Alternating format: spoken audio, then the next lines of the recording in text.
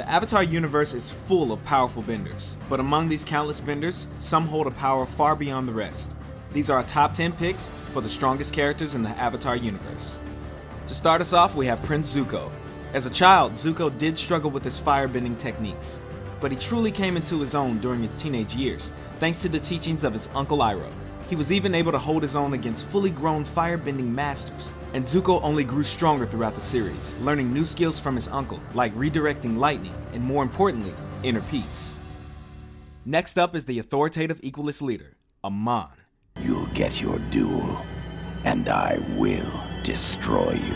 At first, Amon may seem to have a major disadvantage when he claims he's not a bender. Amon is, however, an expert in hand-to-hand combat. He is so skilled, he is known to neutralize expert benders using no bending himself. Despite this skill, Amon is also secretly a highly trained waterbender.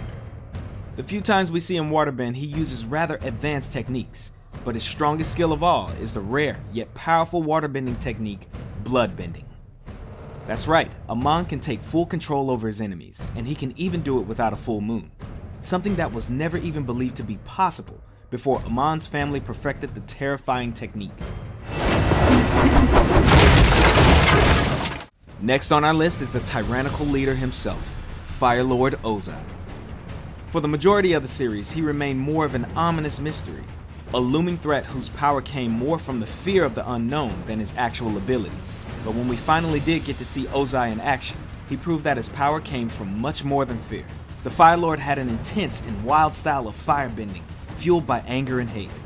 While he did harness the power of Sylvan's Comet to give his bending an extra boost, it is clear that comet or no comet, Ozai is a force to be reckoned with. Up next is everyone's favorite airbending teacher, Tenzin. Although Tenzin is a known pacifist and prefers to avoid a fight whenever possible, he has proven to be a potent example of airbending prowess. The burden of passing on thousands of years of airbending knowledge has driven Tenzin to honing his skill as an airbender to a high level of mastery. I will never let you get to Korra. Unfortunately, you don't have a choice. Yes, I do. He is able to hold his own against numerous highly trained Equalists and their mechanical weaponry. He arguably got the better of the infamous Zahir, keeping the villain on the defense and demonstrating his bending superiority, before losing due to a little more than some bad luck.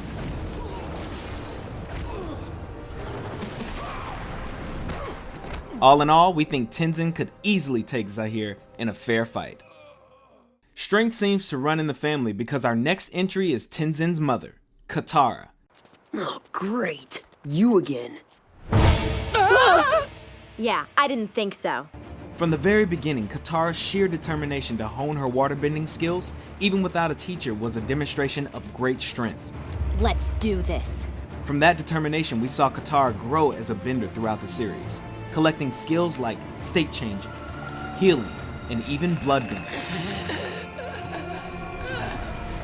Her waterbending expertise, coupled with her ingenuity, gave her a significant advantage as she found clever and unique ways to put her waterbending to use.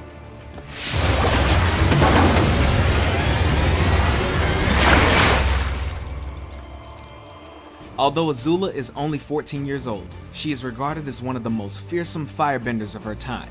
After mastering the basics of firebending at a very young age, her flames held such an intense heat that they developed a signature blue color. In addition to her standard firebending, she quickly advanced onto more complicated powers, like the ability to generate and control lightning, which is regarded as one of the most powerful and dangerous techniques in a firebender's arsenal. She has also proven time and time again to be a skilled combatant and strategist, and was often able to use her smooth demeanor to get inside her opponent's head. Azula's cold and relentless personality added to her immense physical power that made her a fierce leader, as well as a frighteningly dangerous foe to any who would dare cross her. What is wrong with that child? Next up is Toph Beifong, aka the Blind Bandit. I am the greatest earthbender in the world! Don't you two dunderheads ever forget it! Though you wouldn't know it by visiting her home in Ba Sing Se, Toph is an earthbending prodigy. Her mastery of the craft allowed her to perfect the technique of using earthbending to detect vibrations in the ground, giving her a hyper-awareness of her surroundings. Not only did this replace her sight, but it allowed her to anticipate her enemy's every move and could even inform her if someone was lying. He's not lying. How can you tell? I can feel his breathing and heartbeat. When people lie, there's a physical reaction. He's telling the truth. And we haven't even scratched the surface.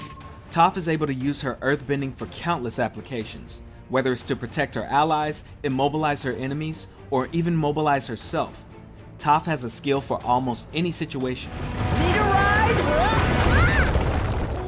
She has even gone as far as to invent and master an entirely new form of bending. Have I ever mentioned how sweet it is that you invented metal bending? You could stand to mention it more. When Toph runs into something she struggles with, she puts her rock-like willpower to the task until she's mastered that as well. Woo! Toph, you rule. Don't let his good nature fool you, because beneath Iroh's optimism and wisdom comes a raw power that only experience can bring. As one of the few firebenders of his time that understood how to firebend without resorting to anger, Iroh had a high level of mastery over the art. Though he would usually prefer to avoid a fight, he was not afraid to demonstrate his ability if the need presented itself.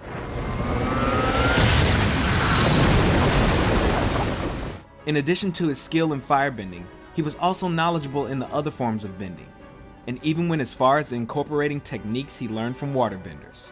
And as if that's not enough, Iroh was also a master tactician in battle, and was even once considered the Fire Nation's top general.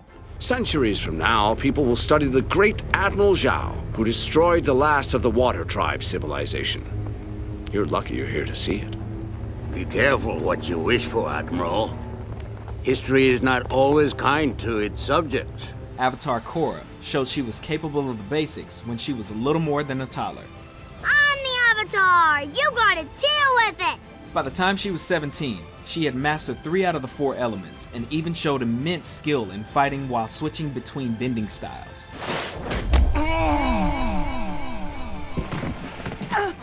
Chump. Water, fire, and earthbending came to her as naturally as breathing, as she pulled off advanced techniques with little hesitation. While she initially struggled with airbending, she eventually proved she could master that as well, and even fight using only airbending when needed. Punch, punch, punch! See? Mastered. Her grasp over the physical aspect of bending was so strong that she was able to use it to take down some of the most powerful forces in the world. With Katara as her teacher, she was also able to master the technique of healing, and through Unalaq she learned to bend the spirits, only adding to her status of one of the most powerful benders that the world has ever seen.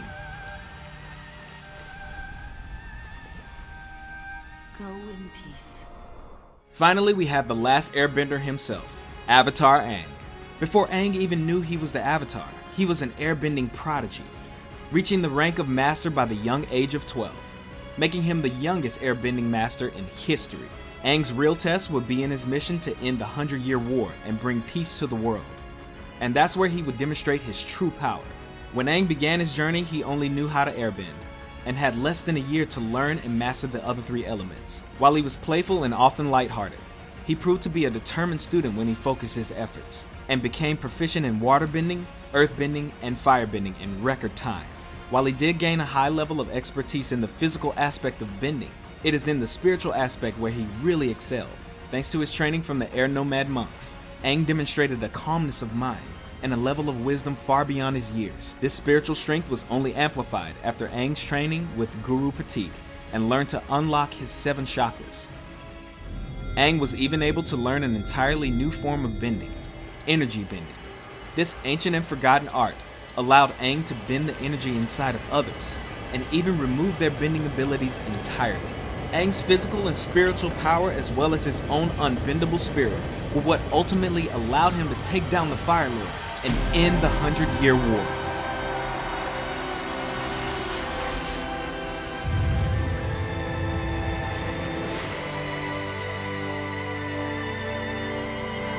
Who do you think is the strongest character in Avatar? Let us know in the comments below. That lemur! He's earthbending! No, you idiot, it's the girl! Oh, of course. Nick Rewind is all about classic Nickelodeon. Want more? Like and comment below. And don't forget to subscribe to the Nick Rewind channel and hit the bell icon so you never miss a new video.